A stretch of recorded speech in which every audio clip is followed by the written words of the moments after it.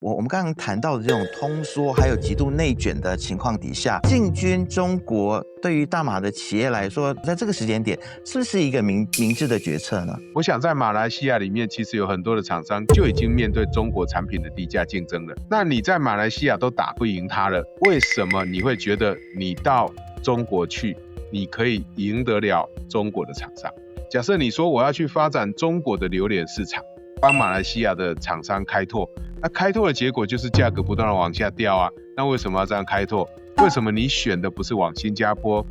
你选的不是往美国，你还去往一个往下掉的市场？其实马来西亚要选的并不是说去中国开发市场，而是如何壮大自己国家的市场。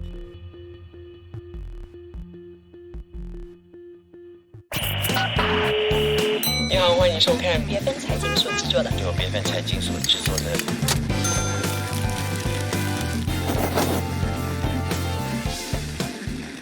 嗨，你好，我是能杰。这个时候你在收看以及收听的是开门见商。那么在今天这期节目当中呢，要来跟大家聊聊的是中国的经济情况，以及中国的经济跟我们马来西亚又有哪一些的关联呢？在我们今天的对话开始之前呢，希望大家要记得订阅、按赞以及开启小铃铛。好，我相信呢，大家都已经看到了这个中国的最新的经济数据啊。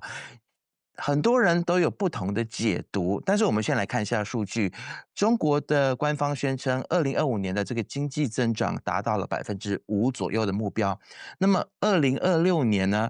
其实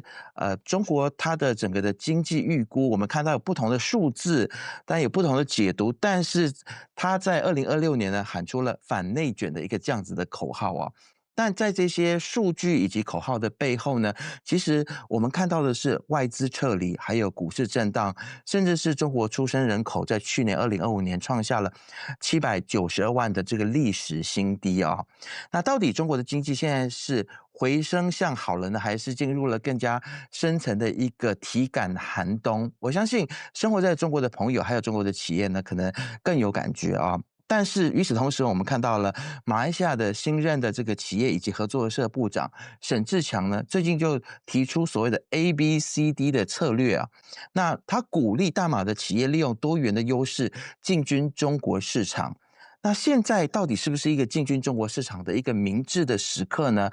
在现在中国的消费市场当中，我们很常听到这样子的一句话，叫做消费降级啊。那么消费降级的这样子的一个情况底下，对于马来西亚的企业来说，真的是有商机吗？今天呢，我们要来探讨这个课题呢，我们再次的连线到了长期关注中国产业经济以及供应链变化的台湾淡江大学产业经济学系蔡明芳教授啊，来和我们做深度的分析。蔡教授你好。能姐好，各位观众朋友大家好。首先，我先要请您帮我们来解读一下一些现象以及一些数字哦，因为中国官方公布2025年 GDP 的这个成长目标是大约5%嘛，然后高盛等等这些投行呢，对于2026年的预测呢，也有大概是4.5%左右。但是我们从这个新闻当中看到的很多是中国的工厂倒闭，然后年轻人失业等等这些，还有包括通缩的情况也是啊。所以教授，你认为，中国现在中国政府大动作的提出所谓的反内卷的行动，它是不是真的能够救起中国的经济呢？还是反而会增加这个中小型企业被淘汰的这个速度？我想刚任姐提到有关于中国经济成长率可以达到5%这样的一个数字，确实在整个全球大家关注中国经济，当然都引起广泛的讨论哈。那为什么会引起广泛讨论？原因其实理由非常简单，就是中国除了 GDP 以外，它的一个经济数据，2025年有没有比2024年好？那其实我们可以看到，一两个比较大家长期关注的数据。第一个就是，反映中国内需的部分、物价的部分，就是它的 CPI。那中国即便在去年最后一个月，11月、12月，它的 CPI 都呈现正的，然后分别呈现大概0.7、0.8左右的一个年增率。但是整体而言，如果你去观察中国2025年一整年它的一个 CPI 的年增率其实还是有4-5个月份都呈现是负的这个成长的。那这也就是说，其实中国的一个 CPI，虽然在最后2个月11、12个月有呈现正的成长，但是它还是离世界各国原来定的2% 的标准有很大一段距离，甚至已经都不到1%。所以 CPI 这件事情其实就凸显了中国本身的一个通货紧缩的问题还是存在。所以这也是为什么你可以看到，不管是习近平还是李强也好，无论他是在2023、2024、2025，他们都承认所谓的他们的有效需求其实是不足的。我们其实不要忘了，中国在“十四五”规划里面很重要的一个项目，就是要发展内循环，强调透过自己的一个内部需求的成长来带动外部的成长，外部的成长就是所谓的出口外循环。但是在这个部分，从经济数据来看，其实是没有看到的。所以当然你就会让大家觉得说，那 5% 真的有那么高吗？你的消费明明就不好。那除了这个消费的部分，其实刚刚任姐特别提到中国其实内卷生产过剩这个问题。你可以看到中国在 GDP 这个部分它可以持续的假设它还是创造5%，我们要担心的其实就是它这5% 到底它本身的值跟量到底好还是不好。那你可以看到中国另外一个数据其实就是生产者物价指数。它的生产者物价指数，也就是你的产品的出厂价格指数，你每年看到你的产品出厂的价格指数，假设它一直不断的减少，也就是说这个产品今年这个价格，那明年同一个期间的价格竟然降低，在后年同一个期间价格也降低，那年复一年的降低，某种程度它就代表说这个产品的市场是不是非常的竞争，或者是这个产品的市场是不是已经出现所谓的生产过剩的问题。那这个也就是我们看到中国的生产者物价指数，它已经连续大概有40个月，就是有3年多的时间，很多人都已经从这个国中念到高中，从高中念到大学了，它的这个生产者物价指数还是呈现负的这个成长。所以从这2个层面来看其实你要解释你的 GDP 可以维持 5%， 就是它不断的在生产。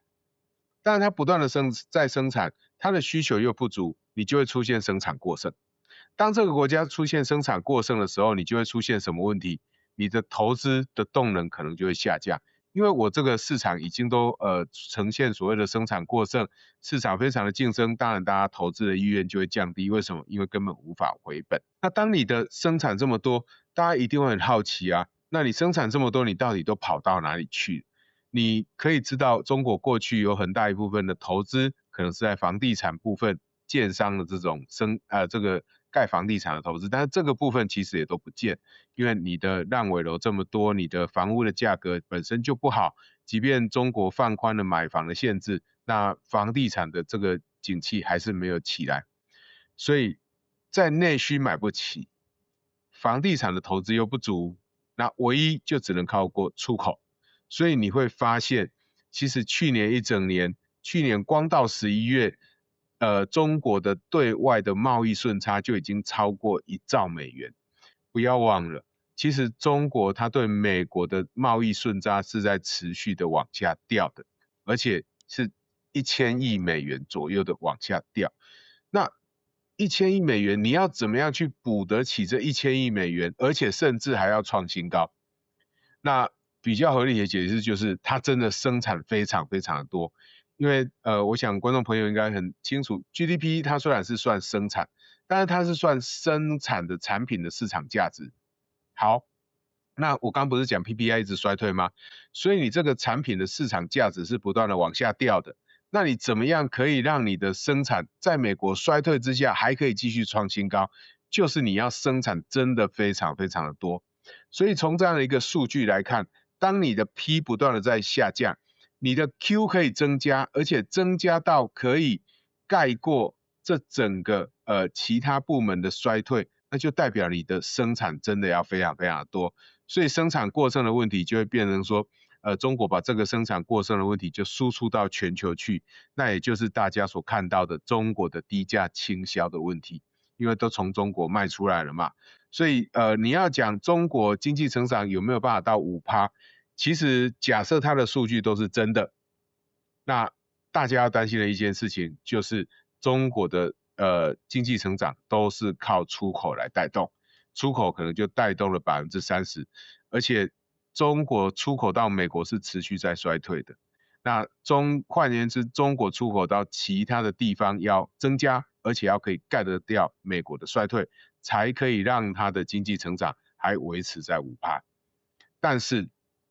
问题来了，这个5%假设是真的，那明年要到4.5%，其实还是非常非常的困难。为什么？因为它卖的国家不是经济好的国家。根据像日经的这个整理，中国有40%的贸易顺差，其实是这个一带一路的国家所贡献的。那我们都知道，一带一路的国家本身的经济状况其实就没有太好，所以它要继续维持中国这样的一个出口动能，其实我想会是非常非常的大的这个挑战。那再加上今年可能美国对于中国它的一个关税的做法又有可能会有比较大的改变，在这样的一个情况之下，坦白讲，它要去改善这个维持这个经济成长率其实不太容易。那更重要一点就是，假设它真的要反内卷，那它就一定要让生产要降低，那生产的降低就直接影响到了 GDP 会下降。但是它如果真的可以让生产过剩的问题改善，让 GDP 下降，其实这样的一个 GDP 来讲，它反而会是比较健康的，而不是不断的生产让厂商生产非常非常多的东西，价格被杀得一塌糊涂。那你去生产再多的产量，其实都没有办法去改善你这个国家的经济啦。回应刚刚这样这个能姐所提到，就是说反内卷这样的做法到底有没有用？那其实我想，假设他真的要这样做的话，那一定会有效果。那只不过接下来的 GDP 可能就不会那么高。那更重要的是大家关心的就业，就业可能就不见得会那么好。那这个都是中国在未来它有可能会面临到的一个问题。那当然，他如果去好好的执行这些反内卷，那就一定会有一些中小规模的企业一定要被淘汰。一定会有一些企业会面临到一些损失，但是这个都是为了要让你的经济变好，必须要做的成本。那必须要付出的代价，因为毕竟天下没有白吃的午餐嘛。你要做任何的调整，你就一定要有取舍。如果你都永远不想要做任何的取舍，那你的经济是绝对不可能转型的。是教授，其实刚刚你有提到关于产能过剩的问题哦。过去其实我们看到说，中国很多的产能过剩，它是一些比较低廉的低价的商品产能过剩。但是之后我们也看到说，中国他们现在寄予厚望的，包括是电动车、AI、绿能啊，他们是想要尝试用这一些新形态的产业来填补房地产留下来的这个巨大的经济的缺口。但是这其实，在推动的像是电动车，我们也看到现在，因为特朗普川普他在很多的经济政策上面可能让一些欧美国家觉得没有安全感。最近我们有看到一些的欧美国家想要转向跟中国来深化经济但是其实跟中国的深化经济呢，可能又会受到这些比如说电动车的剩余产能的打击到他们自己本地的这个汽车产业所以教授你怎么看？你觉得说这会不会是像是电动车、AI 跟绿能，它会不会反而造成更严重的这个产能过剩？然后它会不会也对全球的经济，特别是要跟中国深化经贸合作的这些国家带来一些负面的影响呢？好，我想电动车或者是像绿能，就是像太阳能电池或锂电池，那或像这个风力相关的这些产业，其实中国目前都已经出现所谓的生产过剩的问题了。那怎么样去理解它已经发生生产过剩？除了中国本身的数据以外，另外一个最好观察的就是，比如说欧盟跟美国，其实他们都对中国电动车实施所谓的反倾销税或反补贴税。那欧盟也对于中国在这个风电产业，他们也进行这个调查。所以就这个部分来讲，它当然就会很容易代表它已经出现生产过剩，价格被压低，才有可能会被进行所谓的贸易调查嘛。那 AI 的部分，如果你是高阶 AI 的部分，其实中国面对的问题跟其他国家比较不一样的地方在于，中国生产的 AI 可能没有人敢用。那所以即便现在大家对 AI 的需求很高，那你可以看到还是会从台湾或从南韩的一小部分的出口来支撑这个 AI 的成长。所以当中国要去发展这个所谓的新质生产力的时候，它面对的问题就会非常的尴尬，就是它在电动车的部分已经生产过剩了，它在绿能的部分，不管是太阳能也好，风电也好，一样是出现锂电池这种储能电池也好，全部都生产过剩。那这种生产过剩，其实又回到了这个我们所关注的这个房地产的问题。房地产某种程度它也是生产过剩嘛。那所以才会导致这个低价竞争，或甚至有一些厂商就破产的问题。所以当这些产业面对这样的问题的时候，这种生产过剩的问题，其实就要看中国要怎么样把它转过来。因为我们可以看到有一些新闻，中国其实慢慢在取消一些出口产业，比如说像这种太阳能电池，它的这个出口退税它要取消了。那当然出口退税取消，你就会让一些厂商就无利可图，它有可能就会慢慢退出市场，那就可以对中国的一个经济做出一些调整。那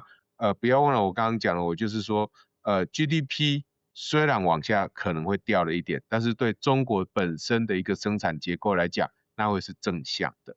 那第二个就是说，假设接下来我们可以看到最近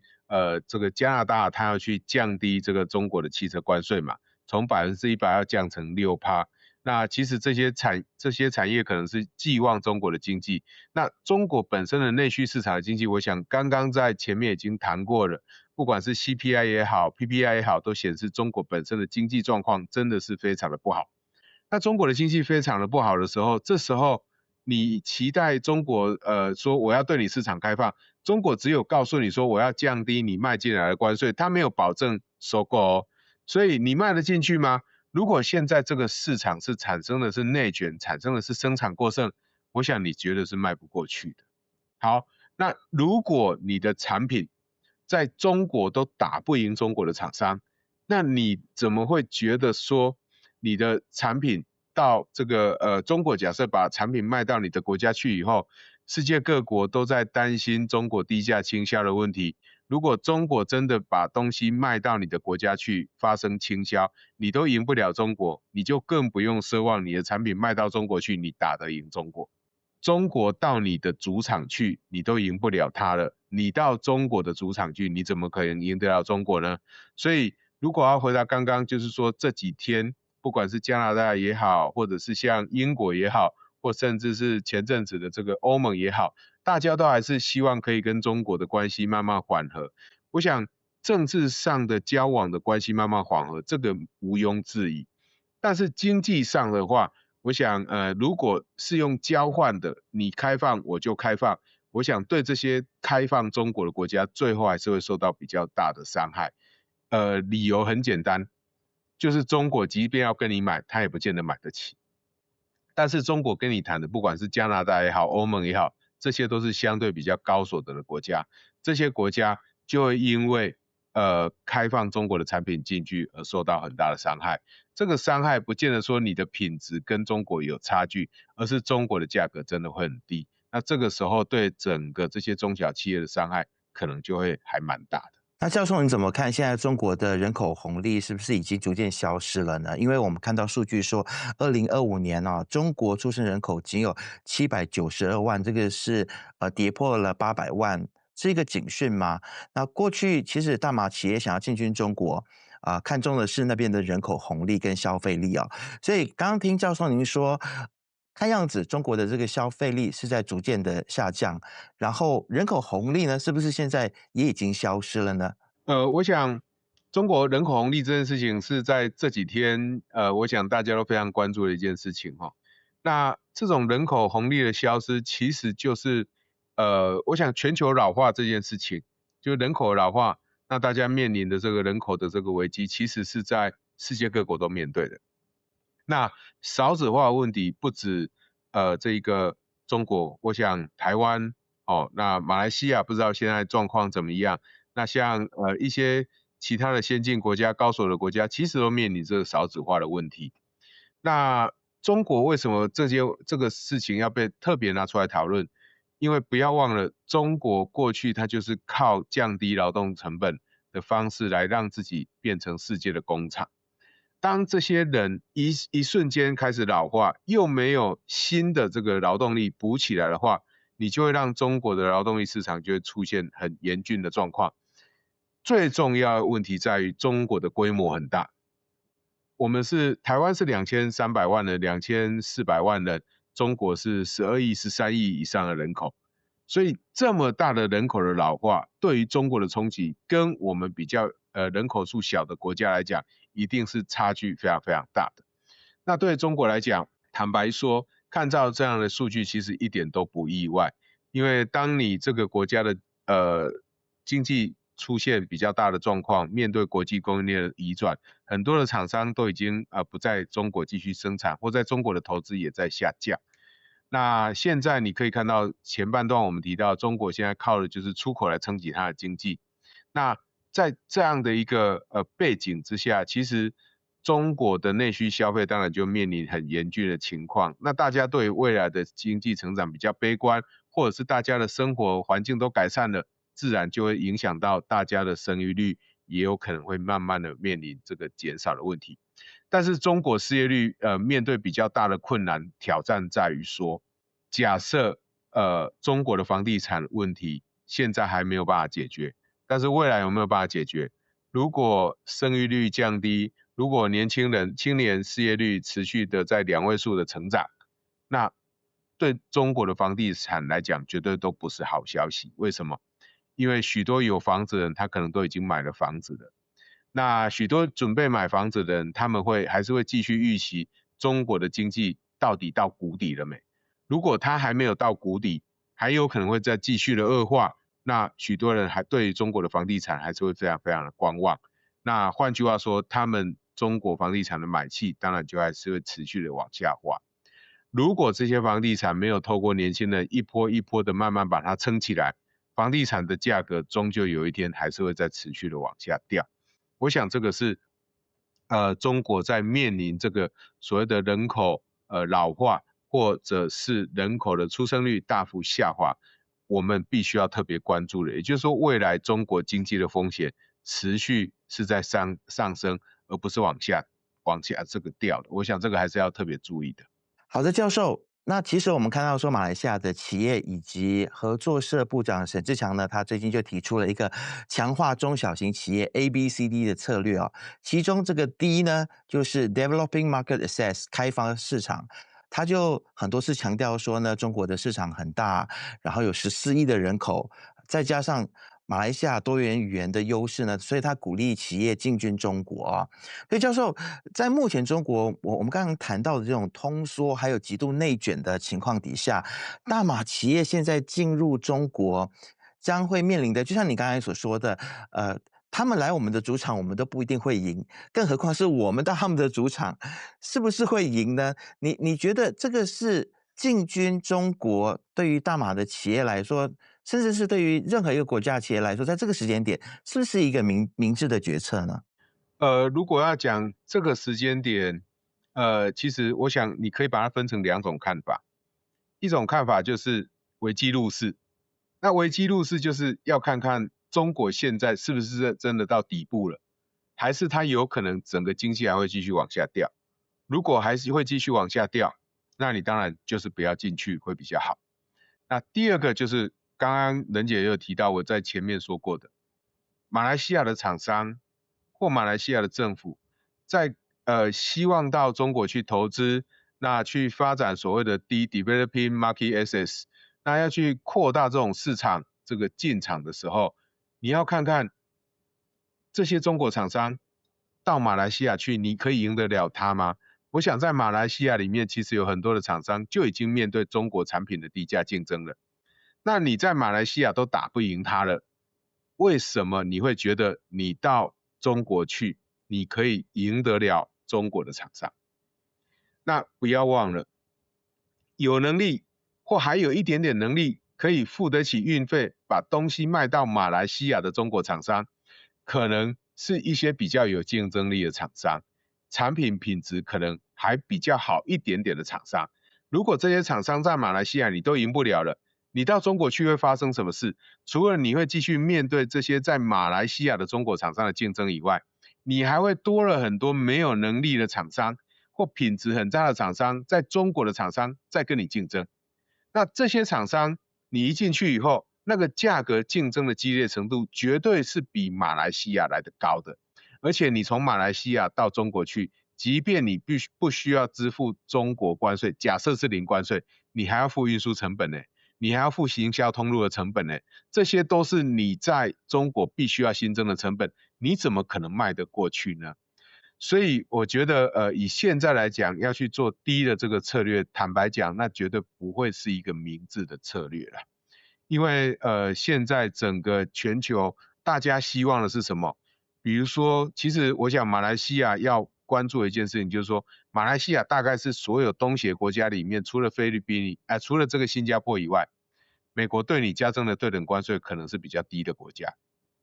那比较低的原因是什么？他有可能对你还有一些期待，那认为你还有一些机会。那如果你现在你变成你的厂商还要跑到这个中国去，那第一个大家会觉得说那绝对不是一个好的决策。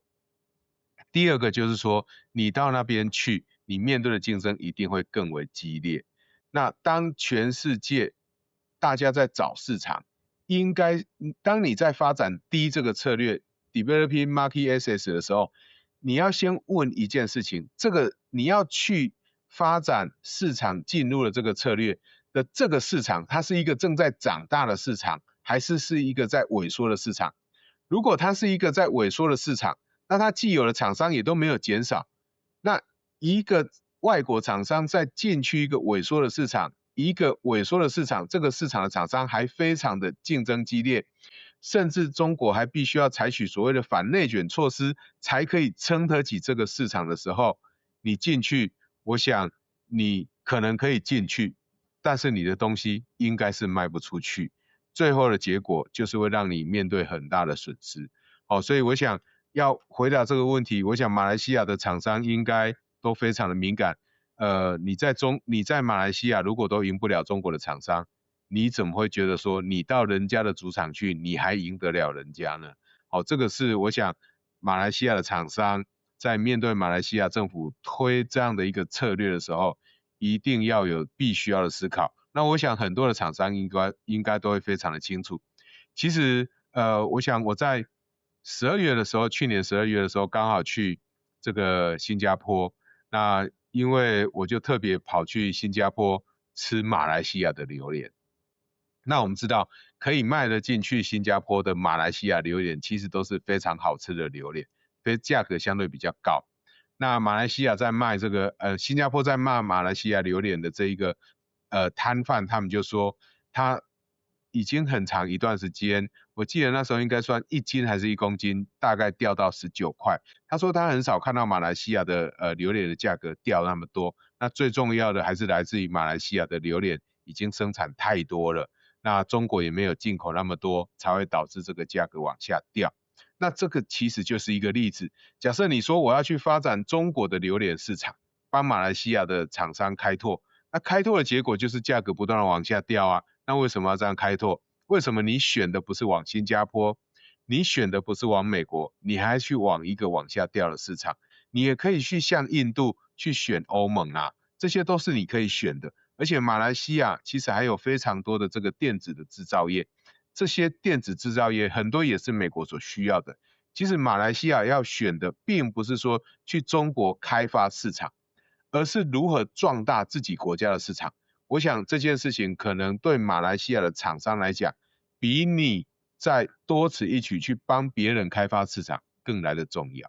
是，我想教授所说的这个榴莲的价格，很多马来西亚的朋友都非常的有感觉哦。今年榴莲价格确实下降非常多，也主要的原因也是因为原本希望可以把榴莲出口到中国，但是中国自己也种起了猫山王之后，再加上它的需求，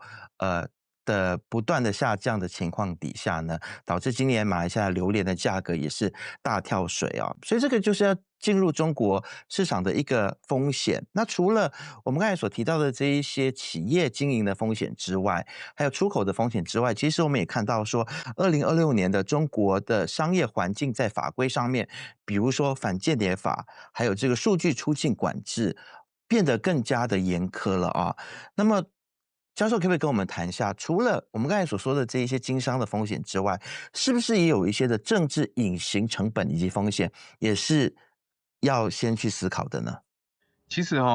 除了刚刚任姐所提到这种反间谍法这种问题以外，中国在去年年底的时候推出一个叫做所谓的对外贸易法的修法。那个对外贸易法，它其实特别强调一件事情，就是如果有去伤害中国主权的话，那他们也会用这个对外贸易法来对付你。那其实这个东西就是大家会很担心的所谓的法律战哈，就是他以前可能没有这样的一个法律的依据，但是他现在告诉你，你伤害到我的主权。那对许多人来讲，其实贸易这件事情，我想大家不外乎就是以自己的一定会重视自己国家的主权嘛，不然怎么会叫国际贸易呢？那一定会维护自己国家的利益、厂商的利益。那特别把这个主权写进去的原因是什么？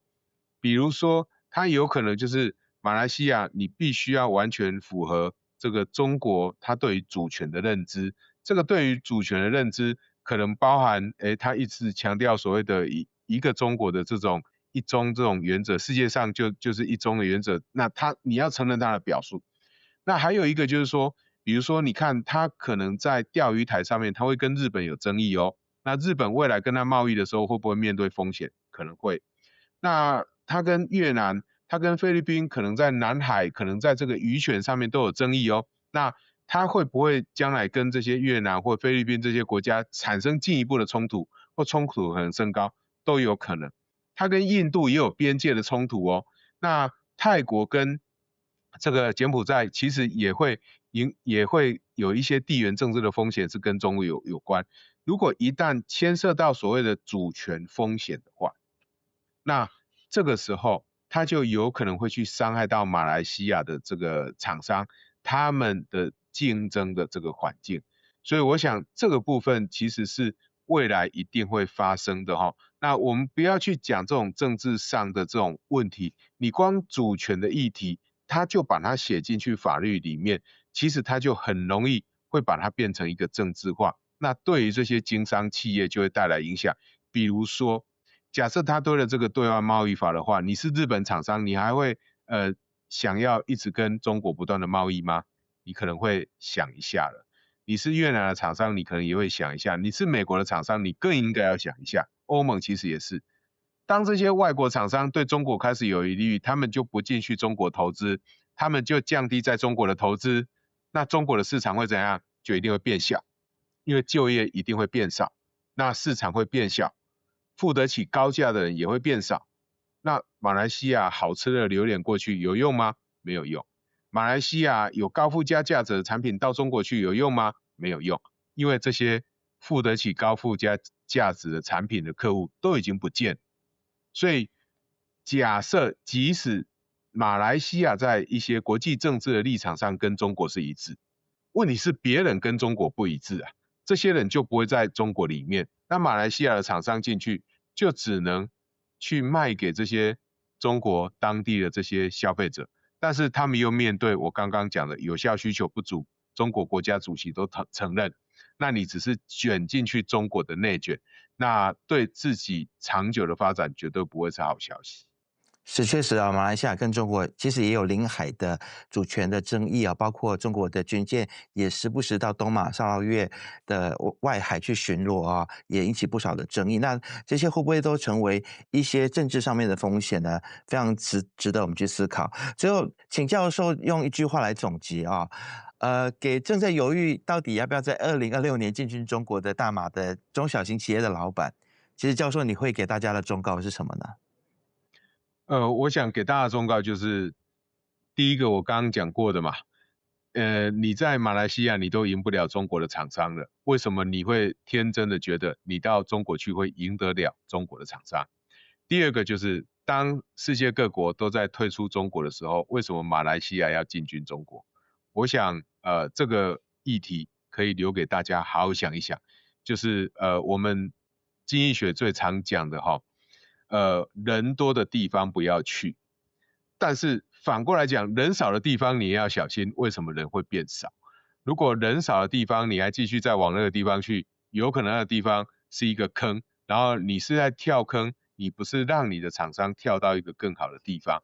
马来西亚的厂商，我想只要是厂商一定会好好想，但是马来西亚的政府可能也要好好的思考，这样的政策是不是正确的。今天非常谢谢蔡明芳教授再次来到我们的节目当中，跟我们分享了这么多。不晓得大家对于蔡教授今天的分享什么样的看法？欢迎大家都可以在上面留言，记得不要忘记订阅、按赞、开启小铃铛，就可以看到我们所有最新的影片。我们下次见。你好，欢迎收看别分财经所制作的